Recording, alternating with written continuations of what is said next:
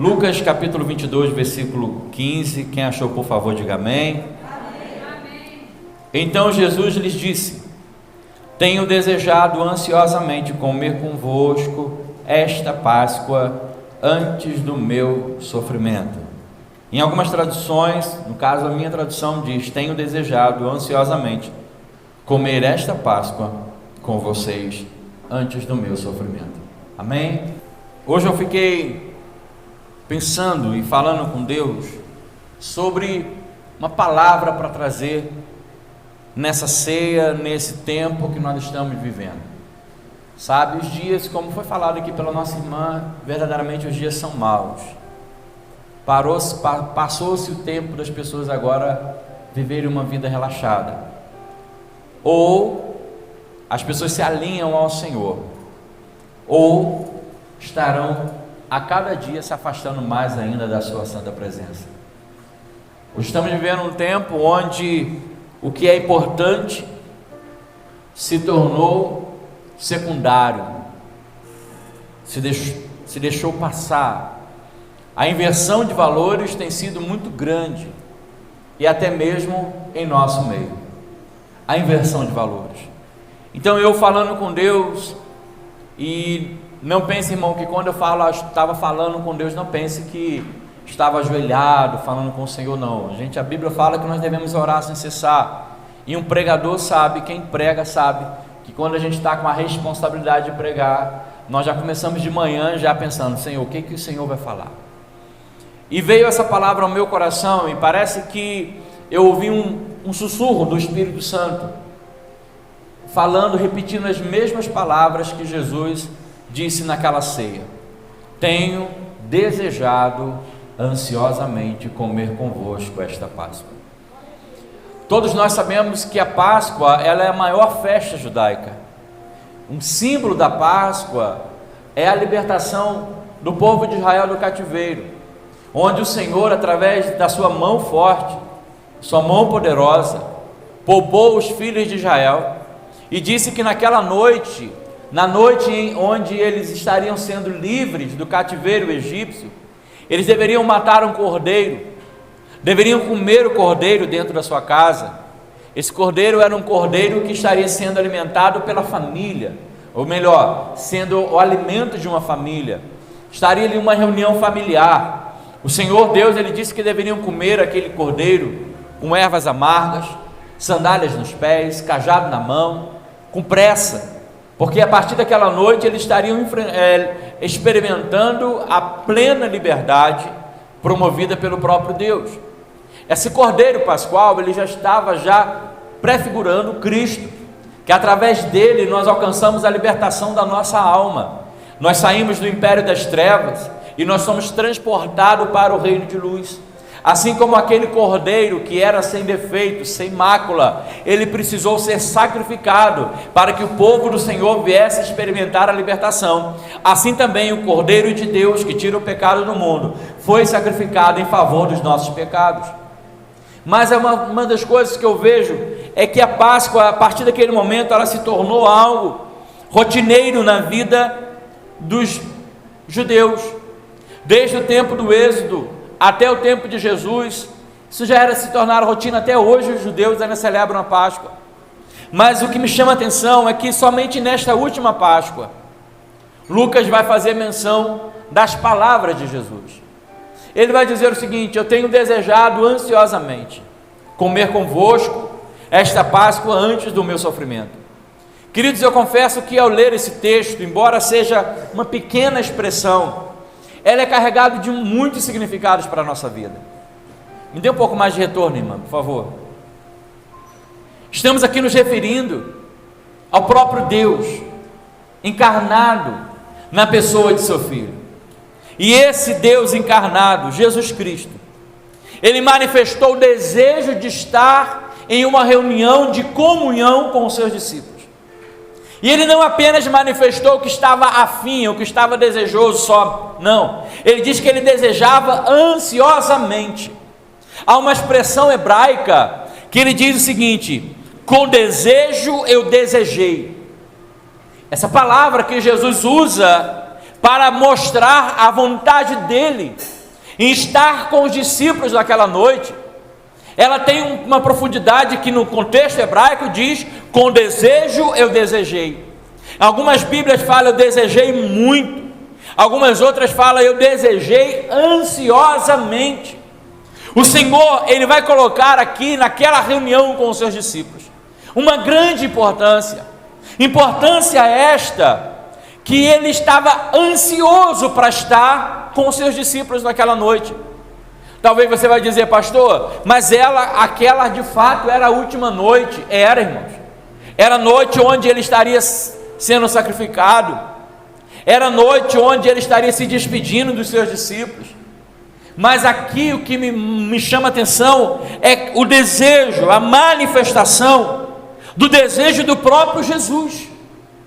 Um comentarista disse que essa palavra, ela revela-nos a nós e a todos os cristãos de todos os tempos e todos os lugares, quão apaixonante Jesus deseja ter comunhão com seus discípulos.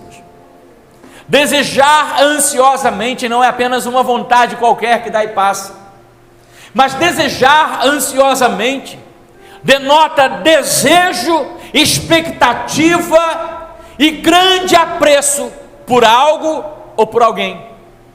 Quando o Senhor disse eu desejo ansiosamente, Ele está dando aqui um grande valor ao momento que era a celebração da Páscoa e as pessoas que estavam lá, que eram os seus discípulos. Isso revela o amor que o Senhor tem por cada um de nós, um amor intenso e apaixonante.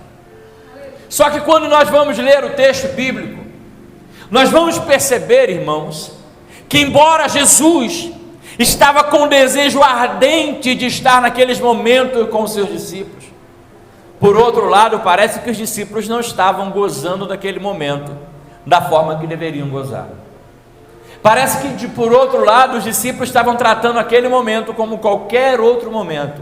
Afinal de contas, era mais uma Páscoa que eles estariam comendo junto com Jesus. Eles não sabiam, não tinha ainda aberto o seu entendimento para o que estava por acontecer minutos depois, horas depois.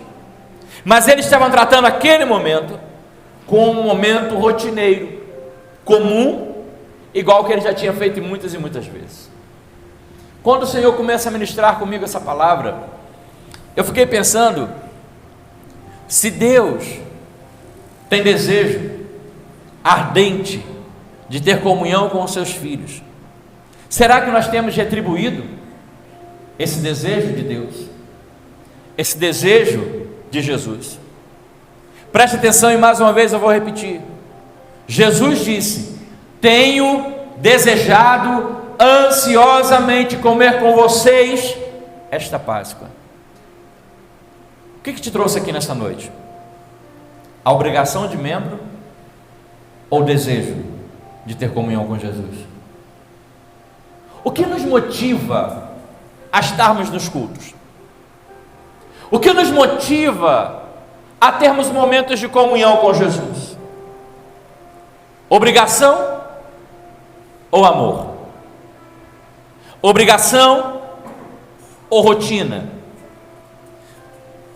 Fazemos as coisas porque temos que fazer ou porque queremos fazer? Deixe-me falar uma coisa para vocês, eu queria que você prestasse atenção. O fato de nós estarmos reunidos aqui não significa que todos vão receber a presença do Senhor Jesus. O fato de estarmos todos no mesmo lugar não significa que todos sentirão a mesma coisa. Pastor, por que o senhor está dizendo isso? Porque a Bíblia nos mostra isso. Uma vez Jesus estava andando por uma estrada e diz a palavra que uma multidão estava apertando Jesus. Era uma multidão. A multidão fazia o que, irmãos? A multidão fazia o que? Apertava. Mas uma mulher que não estava no meio da multidão, uma mulher que aos olhos da multidão era excluída, que não deveria estar ali por ser cerimonialmente impura, esta mulher, ela coloca um ardente desejo no seu coração. E ela vai dizer para si própria: se eu apenas tocar em suas vestes, serei curada.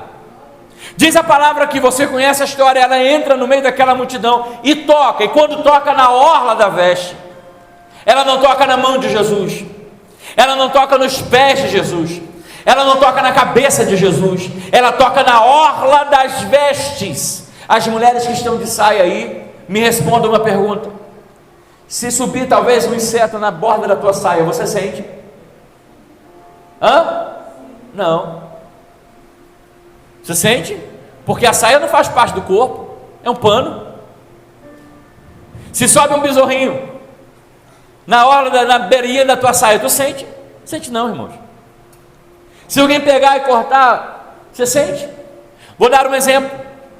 A Bíblia fala que uma certa vez Saul saiu para perseguir Davi, e chegando em determinado local, Saul teve necessidade fisiológica, entrou numa caverna e foi fazer ali as suas necessidades fisiológicas. Davi então corta a orla do seu manto.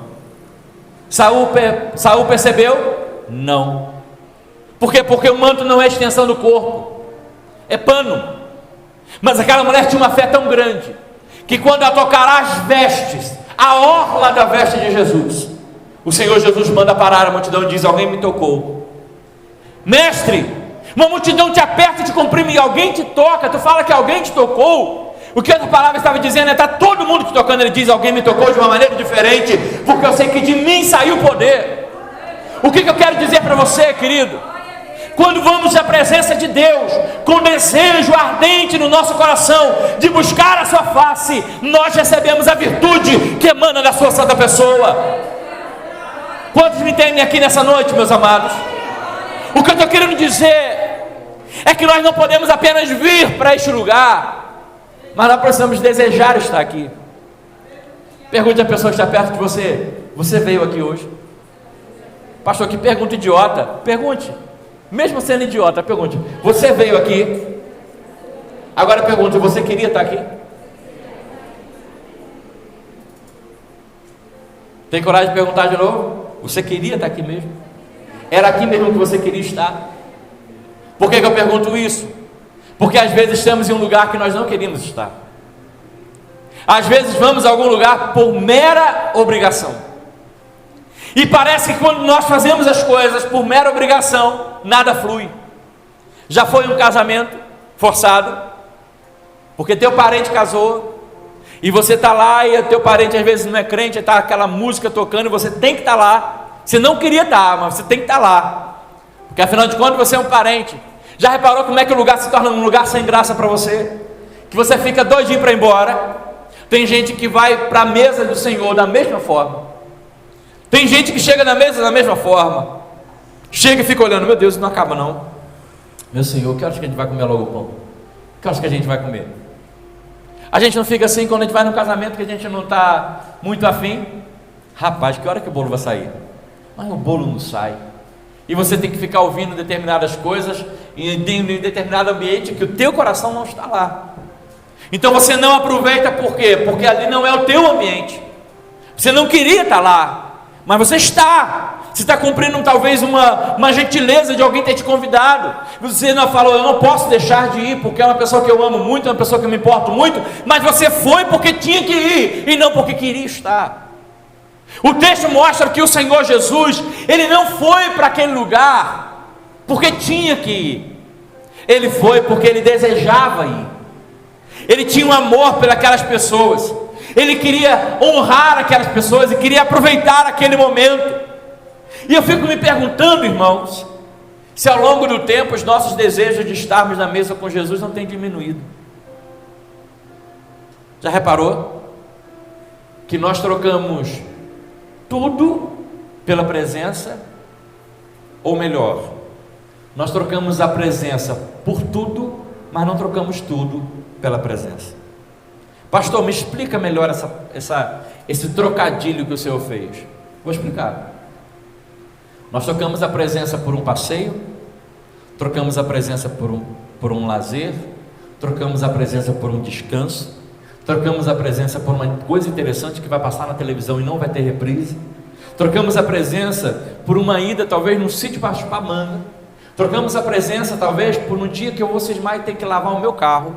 Trocamos a presença porque eu tenho que trocar o pneu do meu carro. Trocamos a presença porque é aniversário da minha esposa e eu tenho que então fazer um bolo para ela. Troco a presença porque eu tenho que pintar a casa. Eu troco a presença porque eu tenho que fazer isso, porque eu tenho que fazer aquilo, porque eu tenho que fazer aquilo outro. Mas eu não troco todas essas coisas pela presença. Porque às vezes a presença não tem sido tão importante para nós. E a prova disso, sobretudo no tempo que nós estamos vivendo, é que quando existe uma festa da igreja, a primeira coisa que se pergunta é: quem vem pregar? Quem vem cantar? Porque nós vamos muitas vezes, nos reunimos em um lugar de culto e muitas vezes não cultuamos. Às vezes nos reunimos em um lugar de culto simplesmente para nos entretermos com aquele que está na frente pregando ou cantando, porque se for o cantor tal, eu vou. Tomara que venha aquela cantora, tomara que venha aquele pregador. E sem notar, às vezes até inconscientemente, eu começo a trocar a presença por outras coisas. Eu começo a perceber que para que eu possa estar na presença, eu tenho que ter um outro atrativo além de Jesus. Quantos estão me entendendo aqui nessa noite? Amém? Quando eu começo a ter que colocar condições para estar na presença, isso prova que de fato eu não desejava muito estar na presença. Quando eu tenho que criar subterfúgios, me dê outro microfone por favor, esse aqui está meio estranho. Quando eu tenho que criar subterfúgio para ser atraído para a presença, para a casa, significa que talvez eu não tenha dado tanta importância e o real valor que aquela presença tem. Quando nós amamos, o que importa é ter a presença e nada mais. Se você ama o teu marido, você tem prazer em estar com ele comendo um pão com manteiga. Se você ama as pessoas que estão à sua volta, eu sempre falo isso quando eu sou convidado para almoçar ou jantar em alguma casa, por mais simples ou mais pomposa que seja a comida, eu sempre digo em minhas orações, e até parece até uma oração muito repetitiva, mas eu sempre gosto de lembrar que o que vale não é o que está em cima da mesa, mas quem está em volta da mesa, porque mesa não é apenas lugar de provisão, mas sobretudo é lugar de comunhão. Você está entendendo? Por isso que a Bíblia diz que mais vale o pouco onde há harmonia do que o muito onde há contenda. Quando nós amamos, nós não precisamos de outras coisas. Quando temos o prazer de estar na presença de alguém, basta alguém dizer assim: vai lá em casa conversar um pouquinho comigo, vai lá em casa tomar um cafezinho, um pingadinho, um cafezinho preto, 2 dedinhos de café, já é motivo de você criar simplesmente atrativo e ir. Por quê? Porque você não quer o café, você não quer a comida, mas você quer a presença. Louvado seja o nome do Senhor Jesus. Na igreja é a mesma coisa. Por amar a Jesus, nós devemos ter colocado no nosso coração sempre esse ardente desejo de estar na sua santa presença. O que vem além disso é consequência. Mas eu vim aqui, não foi para ver o irmão, nem para ver a irmã, mas foi para sentir a presença, foi para buscar a presença. Eu quero ser tocado, eu quero ser visitado pelo Espírito Santo de Deus. Louvado seja o nome do Senhor. Quando voltarmos a termos amor pela presença, as coisas vão ser diferentes na nossa vida, irmãos. Quando voltarmos a termos amor simplesmente pelo fato de ter comunhão, simplesmente pelo fato de ter comunhão com Jesus, as coisas na nossa vida fluirão de uma outra forma. Porque ruim é quando fazemos as coisas por obrigação. Ruim é quando fazemos as coisas porque temos que fazer. Bom é quando queremos fazer.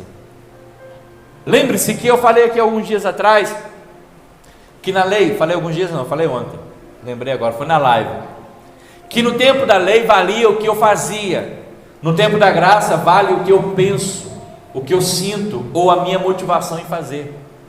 Vou repetir de novo. No tempo da lei, vale a ação. No tempo da graça, vale a motivação. O Senhor Jesus mostra isso quando aqueles homens estavam dando ofertas. E diz a palavra que o Senhor Jesus começou a observar que os homens colocavam grandes quantias de dinheiro no gasofilácio. Mas ele também observou uma viúva, uma mulher que diante da sociedade, ela estava na classe mais baixa, eram as viúvas e os órfãos, os mais pobres, os que dependiam de maior cuidado. Aquela mulher não tinha muito, aquela mulher tinha 2 moedas, apenas 2 moedas, mas essas 2 moedas era o suficiente para ela demonstrar o amor que ela tinha por Deus, porque quando ela vai ofertar, e ela não se sente constrangida, embora as outras pessoas davam tudo que tinha, tudo melhor, muito maior do que ela deu tudo que tinha. E sabe o que é interessante? Jesus ele disse: olha, esta mulher, ela deu mais do que os outros. Humanamente falando, a oferta dela não era nada em comparação ao que os outros estavam dando. Mas Jesus ele disse o seguinte: por que era mais? Porque ela deu tudo o que tinha, e os outros deu o que sobrava. Quando estamos dando ao Senhor o que sobra, não damos nada. Você está entendendo? Você está entendendo? Quando damos para o Senhor o que sobra, quando eu vou na presença, quando dá, quando eu vou para o culto, quando eu estou afim, quando eu começo a dizer assim: se der eu vou, se der eu faço, se der eu entrego, se der eu faço isso. Quando eu começo a colocar isso, eu colocar um se der, colocar uma condição, a minha ação já não está valendo mais nada. Mesmo que eu faça muito, muito mais do que os outros, eu posso fazer muito, mas se este mundo que eu faço não me custar alguma coisa, ou não for de uma motivação sincera, eu não fiz nada. Pastor, me explique melhor. Eu vou explicar, vou trocar em miúdos aqui para você. Você pode passar o dia inteiro dentro da igreja, acordar pela manhã e vir para cá. Você pode limpar o teto, pintar a parede, orar, cantar, sozinho, fazer tudo. Mas se você fez tudo isso, simplesmente porque você não tinha nada melhor para fazer, você fala assim: eu vou para a igreja, porque eu não tenho nada de bom e eu vou passar meu tempo lá, você não fez nada. Humanamente falando, você fez muito, mas espiritualmente falando, você não fez absolutamente nada, porque você não tinha melhor. Quer ver o amor? É quando você tem muita coisa para fazer, mas você diz: eu quero estar à presença. Quer ver amor? É quando você está atolado naquele dia, com muita coisa para fazer, aí você para tudo dizendo: você sabe uma coisa? Eu vou ler minha Bíblia. E mesmo que alguém fique lá do teu pé: bora, tem que fazer, calma, agora eu vou ler a minha Bíblia. Aí você desliga o celular, você desliga a televisão, aí para tudo no meio do dia. Isso é amor. Isso é amor. Há pessoas que não conseguem ler a Bíblia com o celular desligado. Lê um versículo e vai para o Zap, vê um versículo e vai para o Facebook, lê um versículo. É complicado. Quando nós amamos, nós nos sacrificamos. Hoje eu conversando com uma pessoa rápida, eu disse para aquela pessoa o seguinte: fala assim, a pessoa ama, ela abre mão de tudo. Quando a pessoa ama, ela não coloca condições. Quando a pessoa ama, ela abre mão. Nada é empecilho para quem ama. Nada é empecilho para quem ama. Então, quando nós estamos desejosos de ter a presença, nós abrimos mão de tudo. Eu fiquei com essa palavra no meu coração e fiquei pensando: meu Deus, a gente às vezes tem que restaurar esse amor, esse desejo pela presença. Temos trocado Jesus por tanta coisa, irmãos. Temos trocado Jesus por tantos prazeres fúteis. Temos trocado a presença por qualquer coisa. Você pode dizer assim: pastor, mas eu estou sempre na presença, pastor. Eu estou na minha casa, eu leio a Bíblia na minha casa, eu oro na minha casa. Graças a Deus, irmão, você não faz mais nada do que a obrigação. Sempre bom. Agora, quando eu falo a presença, eu estou falando como igreja, cultuar o Senhor. Me corrija se eu estiver mentindo. Pode me corrigir se eu estiver errado. Nós passamos aqui alguns momentos aqui em oração, cantando aqui, da mesma maneira que você faz na sua casa. Mas seja verdadeiro. É mais gostoso aqui ou não é? É ou não é? É, irmãos. Em casa tu não grita. Qual foi a vez que você estava cantando um louvor na tua casa e você levantou a mão para adorar? Qual foi a vez que você colocou um DVD lá para tocar, ou um canal lá do YouTube para tocar, né? E você no meio da tua sala começa: te adoramos, bendizemos o teu santo nome. Qual a vez que você fez isso? Diga-me. Se você fez, parabéns para você. Agora eu digo uma coisa: eu não faço. De vez em quando eu ainda dou uns aleluia, glória a Deus. Fico ouvindo lá uma mensagem: glória a Jesus, aleluia. Mas eu vou dizer uma coisa para você: até as vezes que o Senhor me visitou através do seu Santo Espírito e me renovou, não era a mesma coisa que na igreja. A presença aqui é diferente. Sabe por quê, irmãos? Porque aqui tudo converge para o culto, tudo está voltado para o culto. Ali embaixo não tem nenhuma televisão, ali embaixo não tem uma cafeteria, ali embaixo não tem uma sala de estar para você conversar. Ao entrar dentro deste ambiente consagrado e separado para o Senhor, tudo está convergindo para o culto. Nosso interesse é totalmente cultuar o nome dEle. E em casa não é assim. Em casa não é. Eu falei com a minha esposa: eu estou com o objetivo de fazer uma obra na minha casa. Falei com ela, eu vou fazer um quarto, nem que seja do tamanho de um banheiro, mas eu vou fazer, que vai ser o meu quarto de oração, porque eu preciso me colocar recluso. Não tive essa oportunidade ainda, mas já estou estudando. Quero ter um lugar para que nem mulher, nem filho, nem sogra, sabe, ninguém me chame. Do momento que eu entrar lá, fechar a porta, pode ser quem estiver lá fora, minha esposa vai falar: ele está ocupado, ele não vai sair, ele não vai vir. Um lugar, se possível, for até isolado, sabe, para que eu possa falar com Deus. Sabe por quê, irmãos? Porque Deus, ele tem que ter esse espaço na nossa vida. A gente passa o dia inteiro vendo televisão, conversando com todo mundo pelo WhatsApp, pelo Face, seja o que for. Não sou contra isso, não quero ser radical, mas o que eu estou querendo dizer é: e a presença? Será que nós temos o mesmo desejo que Jesus, e eu estou me referindo aqui ao Filho de Deus, ao Deus encarnado, teve de estar em comunhão com os seus discípulos? Será que nós temos desejo de estar em comunhão com Ele? Quando você não vem para o culto, como é que você fica em casa? Pense num dia estranho, é o dia de domingo sem culto. Ontem eu nem vim para cá, mas eu vou dizer uma coisa para vocês, irmãos. Eu me sinto um peixe fora d'água. Eu gosto de cultuar, eu gosto de ver gente, eu gosto de ver os irmãos comigo, sabe, porque eu já estou habituado a isso. Muitos aqui estão habituados a isso. O culto é como se fosse o culto já faz parte da nossa vida, tanto que se tirar o culto da gente, a gente pode ficar até doente. Se nos tirar do culto. Por que ontem foram vários pastores gritar no Palácio do Governo, dizendo que a igreja é essencial? Não sei se você sabe disso, mas centenas de pastores ontem, às 9 horas da manhã, saíram em carreata para ir lá no Palácio do Governo e começaram a clamar pelas autoridades, dizendo que a igreja é essencial. Hoje foi feita uma votação, e nessa votação, dos 8 deputados estaduais, 5 votaram dizendo que a igreja não é essencial. Eles queriam que a igreja voltasse a ter culto no domingo. 5 votaram contra e 3 votaram a favor.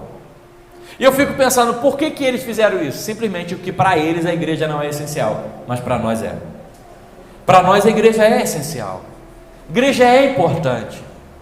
Sabe, a igreja, ela faz parte da nossa vida, mas não pode fazer parte apenas como uma rotina, mas deve fazer parte como de fato o valor que ela tem. Tenho desejado ansiosamente comer convosco esta Páscoa. O Senhor nessa noite, Ele poderia dizer em outras palavras para você: eu desejei, muito apaixonado, estar aqui com você nessa noite, para comer essa ceia. E você? Veio desejoso? Ou veio simplesmente porque tinha que vir? Qual o teu desejo ao sair de casa? Qual é o teu desejo? Querido, eu fico às vezes me perguntando, Jesus, ele disse lá em Mateus capítulo 24, verso 12, se eu não estou enganado. Mateus 24, 12, ele diz que por se multiplicar a iniquidade, o amor se esfriaria de quase todos. Será que o nosso amor por Jesus não está esfriando? Será que de acordo com a correria que a gente está tendo, será que de acordo com tantos afazeres que nós temos, será que nós não temos esfriado o amor? O que é esfriar? Deixa-me dar um exemplo prático. Quem aqui tem mais de 10 anos de casado? Levante a mão, por favor. Mais de 10 anos. Vou botar um pouquinho menos. 5 anos. 5 anos. Vou botar recente, pronto. 5 anos. Vocês estão mais recentes. Você lembra quando os casais você namorava? Lembra? Que não saía do pescoço do teu namorado, da tua namorada? Lembra? Não me leve a mal, mas lembra que o teu beijo ficava até formigando de tanto beijo que você dava? Lembra? E hoje você não faz tanto isso. É ou não é, irmãos? É ou não é? Tem casais que passam dias sem se beijar. Isso é errado, tá, irmãos? Isso é errado. Aproveita. Mas o que eu estou querendo dizer? Que parece que aquela paixão no início, passa-se 1 ano, 2 anos, 3 anos, parece que as coisas vão ficando assim na rotina. Porque antes o namorado não podia ver a hora de encontrar com a namorada. Recém-casada, a mulher não via a hora do marido chegar em casa, sabe? Chegava em casa, já dava um beijo e tudo mais. Agora, às vezes nem um beijo. Tchau, fulana. Tchau, vai-se embora. Por quê? Porque as coisas vão caindo. Parece que o amor ele vai esfriando.